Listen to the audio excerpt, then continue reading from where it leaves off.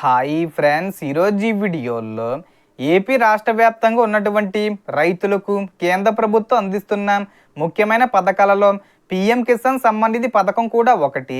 ఇప్పుడు 24 విడత కోసం రైతులు ఎదురు చూస్తున్నారు.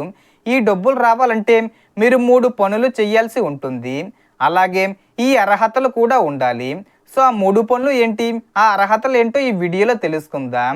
అండ్ వీడియో మీకు నచ్చితే లైక్ చేసి షేర్ చేసి సబ్స్క్రైబ్ చేసుకోండి. సో ఏమాత్రం లేట్ చేయకుండా వీడియోలోకి వెళ్ళిపోద్దాం. సో పిఎం కిసాన్ పథకం ద్వారా అర్హత ఉన్న రైతు కుటుంబాలకు సంవత్సరానికి మొత్తం 6,000 రూపాయల ఆర్థిక సహాయం అందుతుంది. ఈ 6,000 రూపాయల మొత్తాన్ని ఒకేసారి కాకుండా 3 విడతలుగా ఒక్కో విడతకు 2,000 రూపాయల చొప్పున నేరుగా రైతుల బ్యాంక్ ఖాతాల్లో జమ చేస్తారు. ఇప్పటి వరకు ఈ పథకం ద్వారా రైతులకు అనేక విడతల్లో ఆర్థిక సహాయం అందింది. ఇప్పుడు 24 విడత 2,000 రూపాయల కోసం రైతులు ఆసక్తిగా ఎదురు చూస్తున్నారు. అయితే 24 విడతకు సంబంధించిన ఖచ్చితమైన విడుదల తేదీపై ఇంకా అధికారిక ప్రకటన రావాల్సి ఉంది. ఆగస్టు 25 తేదీ వచ్చే ముందు తేదీల్లో ఏదో ఒక తేదీన 2,000 రూపాయలు విడుదల చేసే అవకాశం ఉందని అంచనాలు వినిపిస్తున్నాయి. కానీ ఈ తేదీలను ఇప్పుడే అధికారికంగా ఖరారైన తేదీలుగా భావించకండి. కేంద్ర ప్రభుత్వం అధికారికంగా తేదీ ప్రకటించిన తర్వాతే ఖచ్చితమైన సమాచారం తెలుస్తుంది. ఎందుకంటే కేంద్ర ప్రభుత్వం అప్పటికప్పుడు సడన్గా అనౌన్స్ చేస్తూ ఉంటుంది.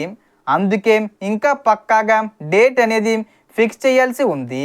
ఇక 24 విడత డబ్బులు మీ ఖాతాల్లో జమ కావాలంటే కొన్ని ముఖ్యమైన విషయాలు సరిగ్గా ఉండాలి. అందులో ముఖ్యంగా 3 పనులను రైతులు తప్పకుండా చెక్ చేసుకోవాలి. మొదటిది ఈకేవీసీ. మీ పిఎం కిసాన్ ఈకేవీసీ పూర్తయిందో లేదో తప్పకుండా చెక్ చేసుకోండి. రెండోది మీ ఆధార్ వివరాలు, బ్యాంక్ ఖాతా వివరాలు సరిగ్గా ఉన్నాయో లేదో పరిశీలించండి. ముఖ్యంగా డబ్బులు జమ అయ్యే బ్యాంకు వివరాల్లో ఎలాంటి తప్పులు ఉండకూడదు.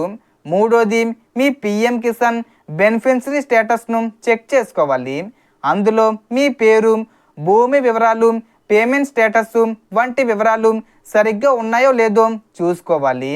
ఇక ఈ పథకానికి ఎవరు అర్హులు అనే విషయానికి వస్తే ప్రధానంగా అర్హత ఉన్న భూమి కలిగిన రైతు కుటుంబాలకు పిఎం కిసాన్ ప్రయోజనం అందుతుంది. రైతు కుటుంబం అంటే భర్త, భార్య మరియు మైనర్ పిల్లలను కలిపి పరిగణిస్తారు. అయితే ప్రతి భూమి యజమానికి ఈ పథకం వర్తించదు. కొన్ని వర్గాలను ప్రభుత్వం ఈ పథకం నుంచి మినహాయించింది.